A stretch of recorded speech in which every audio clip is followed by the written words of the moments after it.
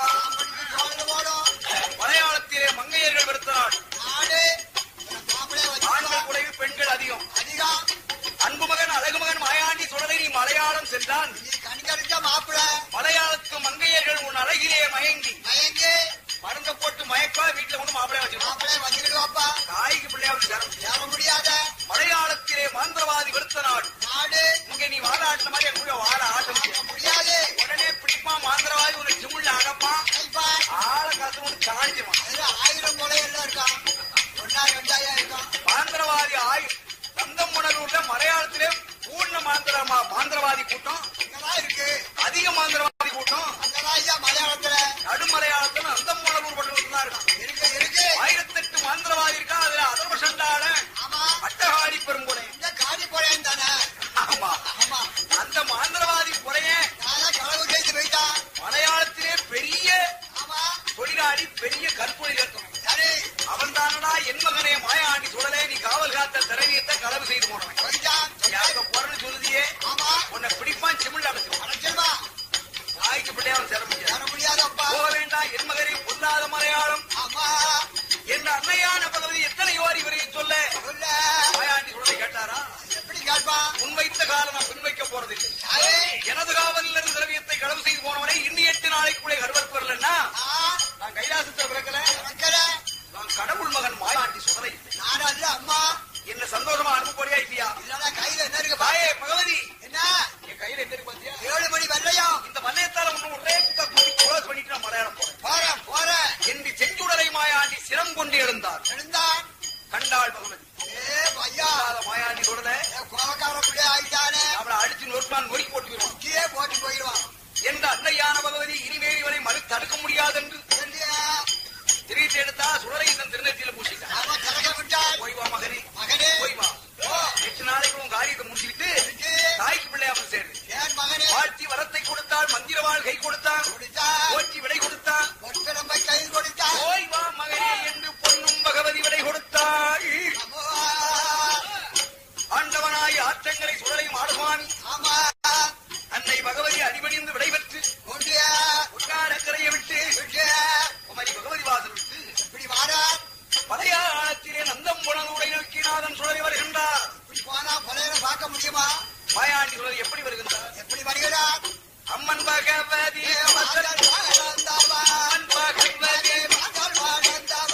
அண்ணி சுடலை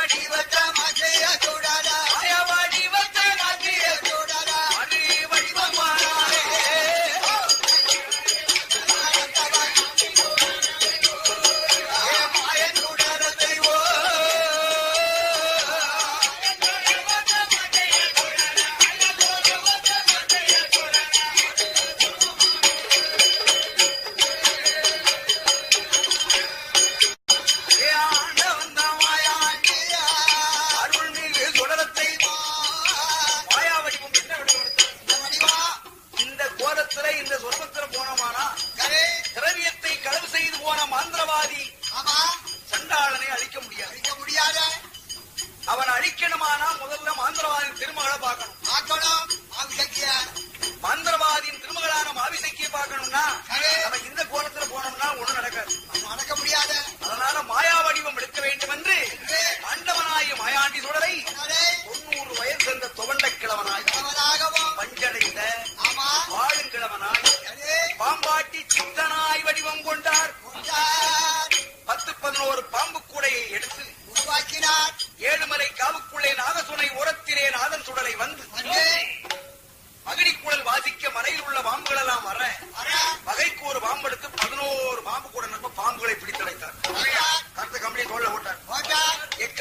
குரல் ஊதினார்.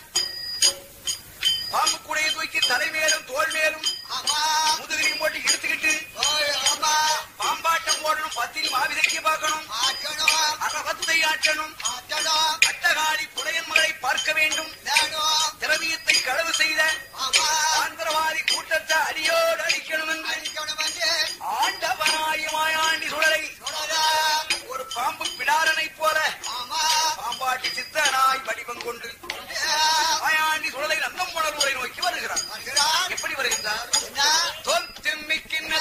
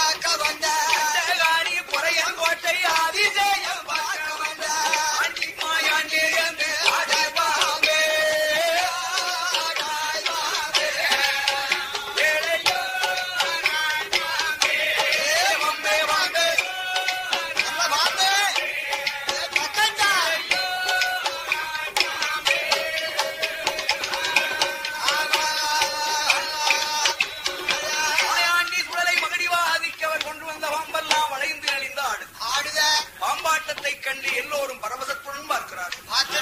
இந்த பாம்பாட்டத்தை கண்டாள் மாந்திரவாதியின் திருமகளான மாவிசைக்கினுடைய தோழி செங்கமலம். இந்த செங்கமலம் என்னும் பெண்ணானவள் ஓரோடி வந்து தன் எஜமானியான மாவிசைக்கிய பார்த்து, எடியே என்னுடைய எஜமானியான மாவிசைக்கு ஊர்ல ஒரு பாம்பாட்டு சித்தம் வந்து வந்திருக்கான், பாம்பாட்டம் போடலாம் பாரு. ஊர் ஜனங்கூர் அங்கதான் அவன் மகிழி வாசிக்கிற எசையும் அவன் பாம்பாட்டம் ஓடுறதும் அவன் கொண்டு வந்த பாம்புகள் ஆடுகிற ஆட்டம் பார்க்க முடியலையே அம்மா. அந்த பாம்பாட்டி ஆட்டம் பொறுக்க முடியல. பாம்பு இறச்சக்காடி போடுது அம்மா. நம்ம பட்டண ஸ்தலங்கள்லாம் அங்காடிக்காக போய் பாக்கு. இந்த மாதிரி ஆட்டம் இதுவரைக்கும் நம்ம பார்த்ததே இல்லைன்னு எல்லாரும் பேசிக் கொள்றாங்க. ஆமா, மாவிதைக்கு அந்த பாம்பாட்டத்தை நீ பார்க்க வேண்டும். பாம்பாட்டம் முடியதுக்குள்ள பார்த்திருப்போமா, நீ பார்க்கணும்னு சொல்லிதான் உன்னை கூப்பிட வந்திருக்கேன். புறப்படி என்றால் செங்கமலம் என்னும் தோழி. மாவிதைக்கு சொன்னா, அடி பாதகி என்னம்மா சொல்லுத, என்னுடைய தந்தையினுடைய குணம் உனக்கு தெரியும். தெரியாம காளி புறையனுக்கு நான் ஒத்தைக்கு ஒருவன் எல்லாம் யாரு பெரிய படம் படைத்தவன் தான். ஆனா உன்ன மாதிரி ஒரு ஏழைக்கு நான் பெண்ணா பிறந்தாலும் உலகத்தில் உள்ள அதிசயத்தை பார்த்திருப்பேன். படம் படைத்த மாந்திரவாதிக்கு நான் மகளாக மாவிசைக்கு பிறந்து இந்த மண்டலத்தில் வாழும் காலத்தில் என்னை வீட்டை விட்டு வெளியே போகக்கூடாது ஒரே என் அப்பா மாந்திரவாதியினுடைய ஆணை. ஏழைக்குங்களே நிலவரையிலே வைத்து வளர்க்கின்றான் என் தந்தை மாந்திரவாதி. சிறைச்சாலையில் வைத்து வளர்த்தது போல அரமனை விட்டு அப்பால் போகக்கூடாது என்று ஆணையிட்டிருந்தான். இதை மீறி செங்கமலம் தோழி பெண்ணே உன்னோடு நான் பாம்பாட்டமாக்க வந்தேன்னா கூட்டத்தில் வைத்து என் தந்தை மாந்திரவாதி கண்டானா என்ன செய்வான் தெரியுமா? மகள் என்று பார்க்க மாட்டான், சண்டாள பெரும் போலையே என்ன வெட்டிடும் மங்குட்டே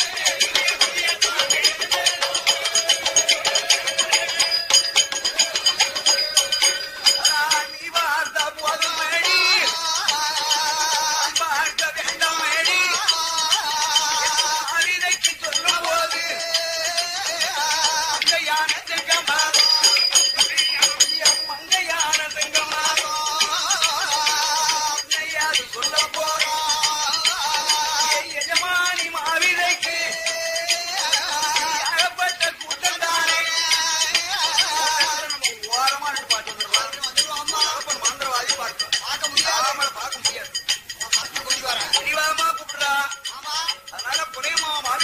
அப்படியானா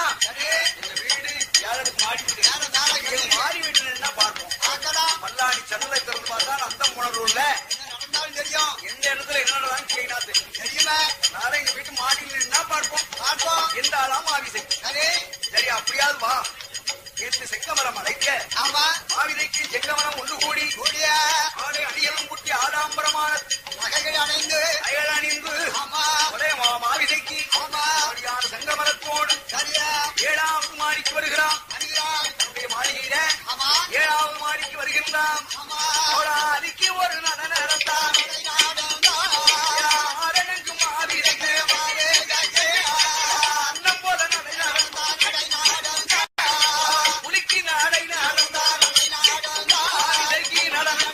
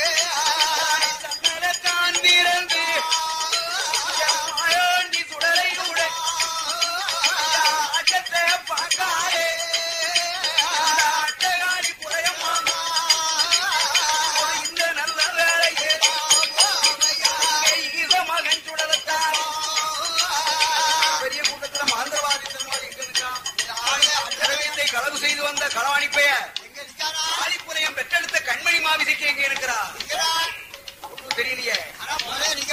அப்போ நம்ம கம்பத்தை நாட்டி களைக்குடியில போய் களைக்கூத்து போடுவோம். களைக்குடியிலதான் களைக்கூத்து போடணும் என்று சொன்னது போல கம்பத்தை நாட்டி மாயாண்டி சொல்லை களைக்கூத்தாட்டம் போடுகிறேன். மலையாளத்து மக்களே அதையும் பார்த்துக்கோங்க. செங்குடலை மாயாண்டி ஆயிரம் உலகம் பாடாட்டி கம்போ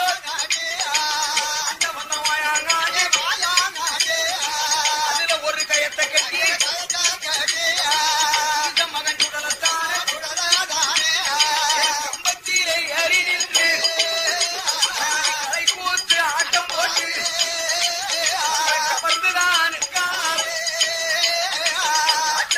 ஆட்டம் தானே மாயாண்டி சுடலத்தான் பார்வை ஒரு பார்வைதான் பெரிய கூட்டத்தில் அந்தவாதி பெற்றம்மாதி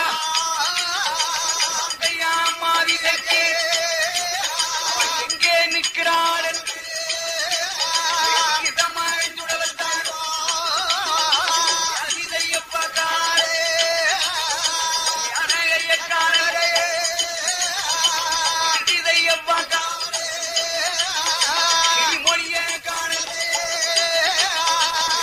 ஆண்டி மதி கொழுந்து அடதிசையப்பக்காரே வனக்கிழிய காணலே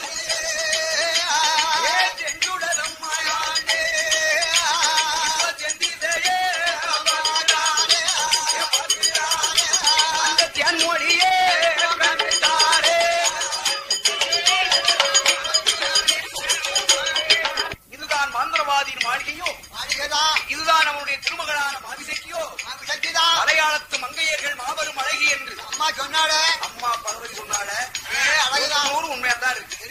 தாழிப்புலையம் பெற்றெடுத்த கட்டளையும் மாவிசைக்குவதானா, உலயமா மாவிசைக்குவதானா, அவச்சாண்ட அழகுதாயே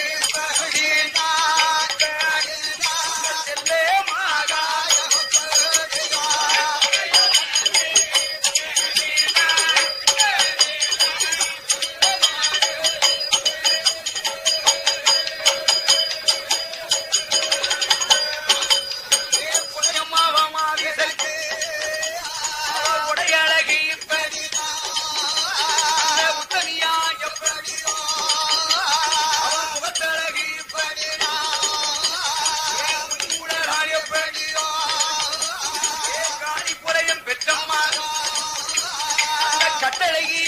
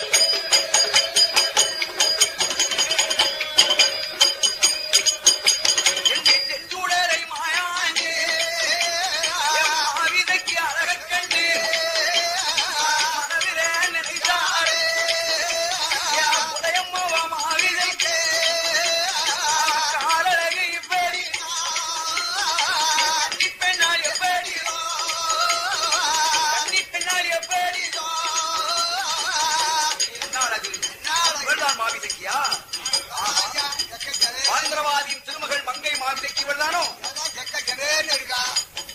ஆள பார்த்தாச்சு. திரவியத்தை களவு செய்து வந்த காளிப்புறையின் இல்லத்தை கண்டாச்சு. ஆதிவேலம் முடிஞ்சு போச்சு. இனிமே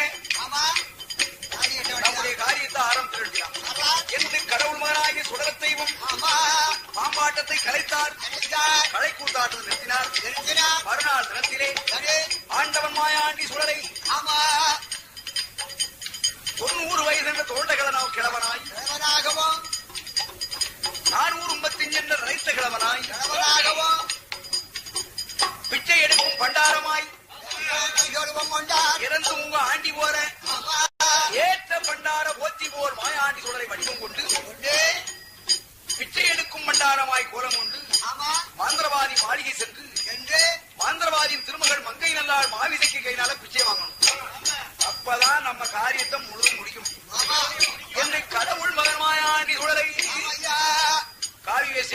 கழுத்துல உத்தராட்சம், கழுத்துல ஓரப்பாயி, கையில ஒரு திருவோடு. வடக்கு முடிக்காதியா. இந்த அகிலத்தவர்கள் யாரும் அருவருக்கத்தக்க அளவுக்கு தன்னுடைய திருநேரியெல்லாம் செக்கு சிறங்கு புண்ணு பொடிப்பு அது உண்டா சீழ்வழியும் அளவுக்கு புளிச்சொலியும் அளவுக்கு தேகமெல்லாம் அசிங்கமாக்கி கொண்டு ஆத்மா வந்தமா இருமுவர் கக்கு கக்கு கக்குன்னு இருமிக்கிட்டு கடவுள் மகன் மாயாண்டி சுடலை புழுக்கூட்டம் ஆண்டி பண்டாரம் போல் பிச்சை எடுக்கும் பண்டாரமாய் வடிவம் கொண்டு செஞ்சுடலமாயாண்டி எப்படி வருகின்றார்? அந்த மணலூரிலே காசு கடை தோறும் காசு கடை தோறும்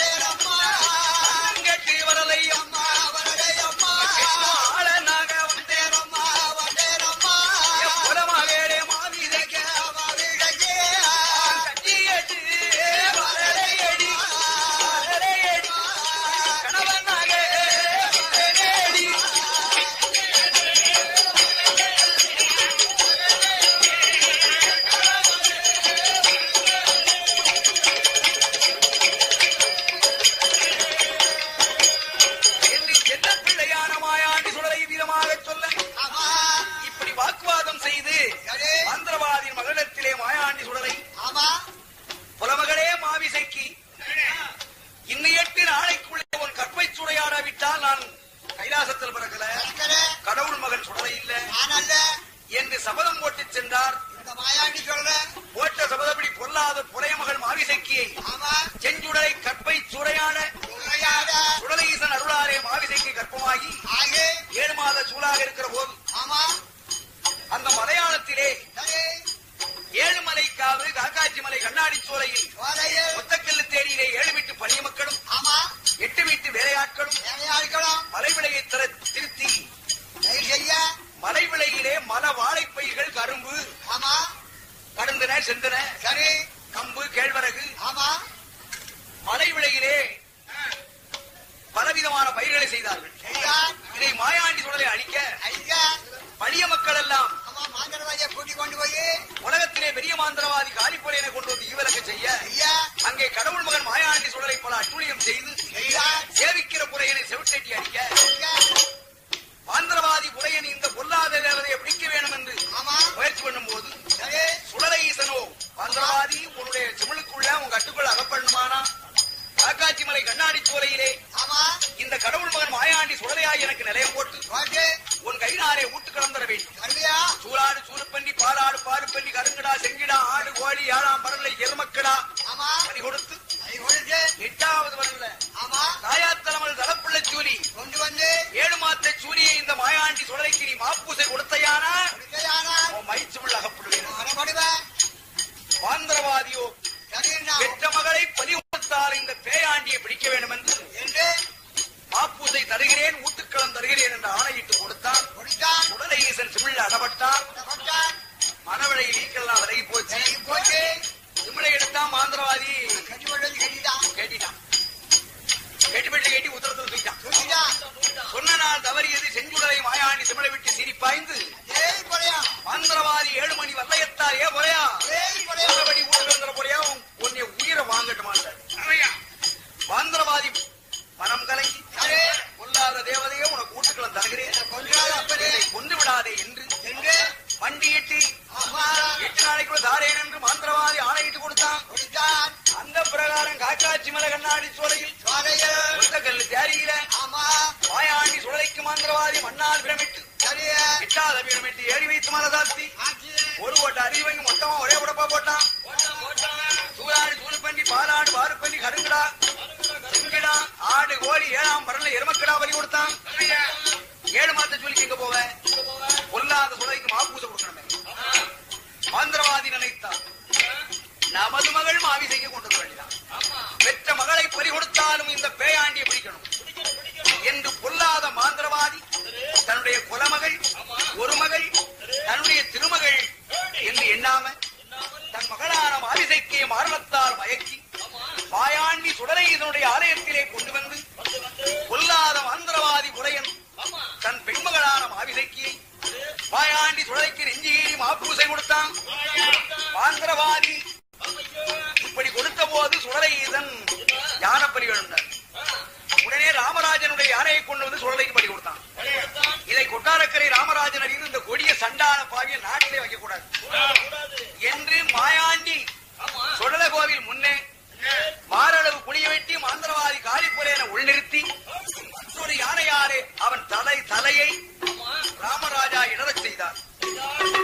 மாந்திரவாதியினுடைய பலியையும் மாயாண்டி ஏற்று மாந்திரவாதி கூட்டத்தை எல்லாம் தட்டி நோக்கி தரமட்டமாக்கி கோட்டையை மண்கோட்டை போட்டுவிட்டு கொட்டாரக்கரை வந்து செஞ்சுடலை மாயாண்டி அன்னை பகவதி இடத்தில் விடைபெற்று அங்கே சிலகால இருந்துட்டு அன்னையிடம் விடைபெற்றுக் கொண்டு பாண்டவன் மாயாண்டி கொட்டாரக்கரை குமரி பகவதி வாசல் விட்டு குடகுமலச்சாரல் வந்து நாதர் குழல்வாய் மொழி அம்பாளை தரிசனம் செய்து அங்கிருந்து ஆண்டவன் செஞ்சுடலை மாயாண்டி தென்பொதிகை மலை வந்து ஆரியங்காவிலே அருள் சொரிமுத்தையனை வனை கேட்டு ஒட்டந்தாளம் அவன் நாசையில் வந்து அமரபுர நீதி தம்மாள் அவன் நாச சிவனாரை உலகம் மேல சர்வசீய ஆண்டவன் சுடலை மாயாண்டியே யாடங்கோ தலவாய் மாடனாலே யா ஐயங்காட்சி கப்படைகள்